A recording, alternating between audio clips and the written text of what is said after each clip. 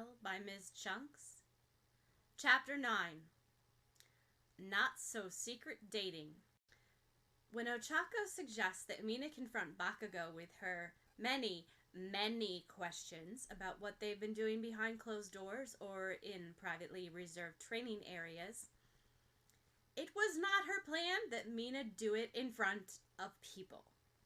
It could even be said it's the very opposite of what Ochako's plan would be had she thought it out properly, which she obviously failed to do. Due to this oversight on Ochako's part, it's during homeroom on Monday morning that Mina bounds up to Bakugo with trademark plucky enthusiasm and announces, "Ochako told me to ask what's going on with you two." Ochako hears this from several desks over because the comment falls into a lull of sound that turns into a deathly silence. The chirp of a cricket somewhere signals just about everyone's attention flipping from what they were doing to what Ochako and Bakugo are rumored to be doing. Ochako wishes for a moment she had a quirk like Lemillion's where she could just drop through the floor and no longer be in the room to endure this discomfort. Bakugo's bordered somewhat begrudgingly by Kirishima on one side and Kaminari on the other, and though Ochako can only see the back of Bakugo's head, she can easily imagine the look on his face. An expression Ochako doesn't have to imagine is Kirishima's, whose animated excitement projects from his face like a drive-in movie. "Oh? You and Uraraka?" Kirishima remains fearless as he's ever been in provoking Bakugo, never more acutely felt than the moment he asks, "Have you been holding out on us, man?" Rather than the explosion Ochako can imagine going down, Bakugo's shoulders rise and fall in a powerfully dismissive gesture. "None of your damn business." There's a flash of ruby-eyed contact as Bakugo turns around to apply a sullen glare to the whole classroom. "Any of you." However, perhaps even Bakugo misjudges what that will achieve, because a ripple effect crosses the room in an instant, producing a lineup of intrigued, elated expressions, none so clear than the faces of the people who know Bakugo best. "So it's like that, huh?" Kaminari suggests dangerously, tone riddled with implication. Bakugo bristles, perhaps realizing the perils of being known by his friends slightly more than he's comfortable with. "Huh. I never figured Uraraka for his type," Jiro contributes from her desk, maintaining her "I don't care, but if I did" attitude, even as she throws an oar into this mess. Ochako still can't see Bakugo's face, but could swear the tips of his ears are pinker than before. "It's surely more surprising than the reverse is true," Shoji observes. "And even Shoji is getting involved in this, which means it's probably the thing Ochako is going to be remembered by for the rest of her scholastic career." "I'm kind of regretting not asking her out myself now," Ciro muses extremely out loud. "I could have had a shot if she'd go out with Bakugo." Directly in front of Ochako, Ida's head whips around with owl-like precision, so suddenly it almost makes her jump. "Is this true, Uraraka? Are you involved with Bakugo?" "No!" Ochako replies at a pitch that the room picks up like a dog whistle. Even Bakugo's head whips around to fire her a caustic look. He probably blames her for this whole thing, she reckons, but then it's his dang fault she can't tell the truth. "See?" Bakugo spits, turning around and giving a defiant rock back on his chair. Just in front of Ida, Tsu turns around with the best of intentions and the worst of outcomes, and behind her hand, but not at all quietly, tells them, "Ochako told me Bakugo asked her to keep it a secret, so we should probably respect their privacy." While this comment is made with a sincere attempt to be helpful and is surely only meant for Ida, that's not how it lands in the room. "Oh?" squeaks Mina. "She said the same thing to me." "Keeping it on the down low, huh? You sly dog." Kirishima gives Bakugo a slap on the back, who bolts upright with irate energy pouring off him. Ochako envies Higakuri's invisibility, the millions phasing, or anything that would get her out of this situation before her head bursts from blushing. Fuck off, hair for brains, Bakugo grumbles, swatting Kirishima's hand away like a mosquito buzzing by his ear. Come on, Bakugo, what's your secret? Kaminari chimes in next, prodding Bakugo with an elbow and then snatching his arm away when Bakugo swipes for him. You really want to know? Bakugo offers with entirely unexpected sincerity, and Ochako lifts out of her stewing discomfort long enough to be puzzled. Of course!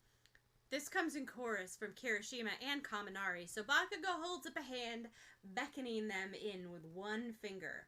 They duck in, but Bakugo beckons again. When Kirishima's face is no more than an inch away from Bakugo's palm, he lets off a blast in his face like a firecracker. Kirishima staggers backwards in alarm, hard lines of his quirk fading underneath a sooty smudge. Jeez, all right! Kirishima seems more concerned by what Bakugo might have done to his hair than anything else, pulling his hands up to feel it carefully for structural damage. No need to get blasty about it. Mind your own frickin' business then, Bakugo settles grouchily, following up with a warning glare at Kaminari and beyond. Ah, come on, Bakugo. Mina takes up the baton once more, determined as ever to get an answer she can make something of. Are you and Ochako going out or not? There's a pause that gives new meaning to the word uncomfortable, which draws out long enough for it to seem suspiciously like Bakugo's actually thinking about it. However, the sum of this thought is a very underwhelming shrug on Bakugo's part before he tips back in his chair once more. Whatever. Aizawa emerges from his cocoon behind the desk around this time, which signals the end of Gossip Corner. Ochako spends the rest of homeroom wondering how hard it would have been for Bakugo to say no and why in the world he didn't. By the time classes have ended, rumors have spread to such an effect that it seems to be wholly believed by a majority of their classmates and perhaps even beyond that Ochako and Bakugo are secretly going out. It gets discussed in group chats. Ochako's in. The newly leaked news of their planning to meet at an undisclosed location for top secret activities right after the final bell doesn't help this speculation whatsoever. The few times Bakugo gets asked to comment on this rumor, he has sustained the same steadfast ambiguity. Ochako reinforces this in her own way by plain avoiding the question, at least until she can get something concrete out of Bakugo on the subject. The burgeoning question of why Bakugo couldn't just say no, or better yet, drop this whole ridiculous secret training rule in the first place, fills Ochako with a fiery determination to get to the bottom of this farce before it escalates any further. So she just about storms over to the training area she and Bakugo have staked out like territory, only to find it empty. For a moment, Ochako thinks he's decided not to come, but gives Bakugo greater credit on second thought, setting her things down and starting to warm up with the expectation he'll be there soon. She's bent over touching her toes when she hears the footsteps, snapping upright to catch Bakugo on his way in, his gloves slung over one shoulder in a foul expression as ever. I wasn't sure you were going to show, Ochako says, because, well, she doesn't know. To test him, perhaps. Then you're as stupid as you look doing that, Bakugo decrees just as dismissively as she expects, and tosses down his gloves, but doesn't make a move to put them on yet. Ochako stays where she is, ending up with her hands propped up on her hips, staring Bakugo down. Then the pair of them stiff, like statues, until he finally snaps. What? You realize, Ochako starts more bravely than she's able to finish, that everyone thinks we're...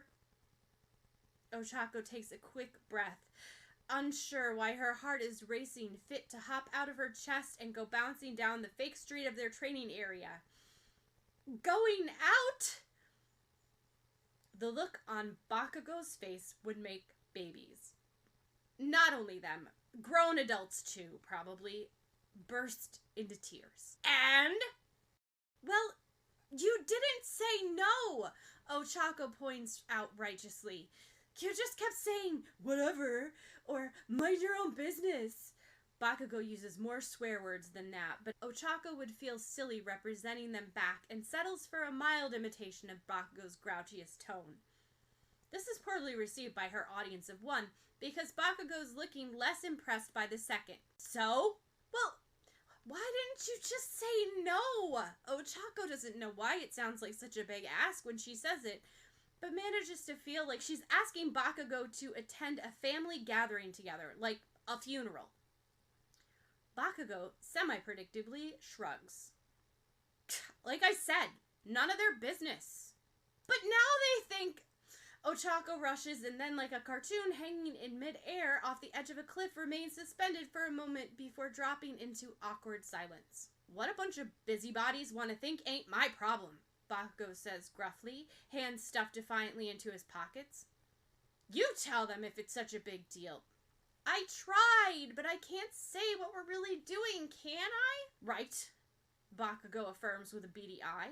Well, then what am I supposed to tell them? Ochako bursts like a bad pipe, which, with Bakugo, is asking for a flood. A tsunami, even. I don't know, Bakugo bellows. Whatever you want! I want to tell the truth, Ochako throws back, almost as forcefully, surprising even herself. You're the one who won't let me. Not until you start pulling your own weight. Bakugo fires like an overpacked cannon, blasting a hole that feels like it goes straight through Ochako. Oh, Ochako has the fight knocked out of her in a single blow, the punch Bakugo's always had in reserve for her, and had just been pulling until now. That she's nothing next to him. And if it seems like she's keeping up, that's only because Bakugo's slowed down. It's that. Bakugo's mood tempers somewhat. He's still a hothead, but he doesn't go in for screaming at people who don't scream back. Much. Calming like sails blown out by a dying gust of wind, Bakugo doesn't put it kindly, but he's matter of fact. This thing we have won't be ready to talk about while I'm still picking up your slack. He's right, and Ochako wouldn't dare deny it. So, if some idiots think we're, whatever, doing something else, then that keeps them busy, doesn't it? I guess so, Ochako concedes, but doesn't it bother you? At this, Bakugo gives Ochako such a puzzling look that she feels her cheeks warming. The idea that Bakugo is okay with, even mistakenly, people thinking they're going out feels weird in several difficult-to-place ways. Ochako wonders if maybe why she cares so much is the real peculiarity. The fuck do I care what they think? Bakugo puts to her in the midst of a silence that might have been getting awkward. Well, I guess you're right, Ochako admits, which Bakugo seems to find surprising, going by the way his eyebrows lift. Course I am, he grumbles, eyes on the ground. Then, like an atmosphere can't be borne a moment longer, he sticks a hand out impatiently. Let's do this already. A couple of hours later, Ochako hasn't thrown up, but it's close, and with Bakugo's tepid agreement, she takes a short break. Their style, if it can be called that yet, is getting easier. It's a form of airborne movement more than anything else, something that Bakugo is used to, but Ochako is still struggling to keep up with. As much as she's frustrated by the fact, Ochako knows how much Bakugo is compensating for her weaknesses, throwing her around like a rucksack to make sure she's where he needs her to be. Hey! Ochako's tucked over her knees, chin resting just over the bend of her legs on the ground. Bakugo acknowledges her with a terse look. You know how you said, we can't talk about this until I start pulling my own weight? I am not brain dead, so yeah, Bakugo replies coarsely, but his mean attitude hits a roadblock when Ochako meets his eyes with complete sincerity, even vulnerability. How do I do that? Ochako tries, but for all her effort, she's not like Bakugo, or Deku, or any of their classmates who already seem to know how to be the best heroes they can. Ochako puts 200% of effort into everything she does, but she's just not there yet. She doesn't always know how to catch up to the real heroes. For a moment, Bakugo's face screws up, and Ochako could fear a hard word for her lack of direction. But maybe he understands that she's trying, and doesn't always know the best way to improve. And perhaps because of that, his reply is not gentle, but straightforward, without restraint. You don't know how to control your weight in the air, he tells her. If you can't do that on its own, you'll never get it with your quirk either. So, I should try to get better at, acrobatics? Ochako surmises. Bakugo seems less comfortable with this conversation than even their yelling match at the start of the session, arms crossed tightly together in a determined scowl that doesn't match the tone that comes out of his mouth. Yeah, he practically mumbles. Gymnastics, tumbling, that kind of thing.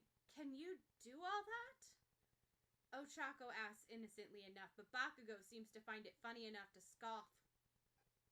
You fucking testing me? He spits like nails. And before Ochako can say no, that's not what she meant, he drops the water bottle he is holding and squares up, eyes pointing forward. Bakugo dashes forward in a short run-up before throwing his hands down, legs flying over his head as he spins from a round-off into a backwards flip. Bakugo being Bakugo, he doesn't stop there and jumps again, this time not touching the ground and flipping feet overhead all the way around, straight-backed and landing confidently on the ground to give Ochako the dirtiest look like she said he couldn't. I'll let you off the layout, but when you can show me a backflip somersault, I'll think about letting people know what we're really doing, he challenges. Then with a cocky twist to the mouth that could sort of be called a smile, declares, You've had long enough. Let's keep going. The very next day, Ochako signs herself up for gymnastics training. No quirks, just a regular gymnasium for the now niche Olympians and hobbyists who keep the sport alive, and makes the mistake of thinking Bakugo will be pleased. As usual, she's totally wrong. End of chapter 9.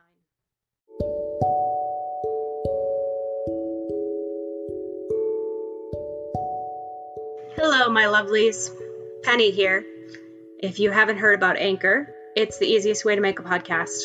Let me explain. It's free. There's a creation tool that allows you to record and edit your podcast right from your phone or computer. Anchor will distribute your podcast for you, so it can be heard on Spotify, Apple Podcasts, and many more. You can make money from your podcast with no minimum listenership. It's everything you need to make a podcast, all in one place. Download the free Anchor app or go to anchor.fm to get started.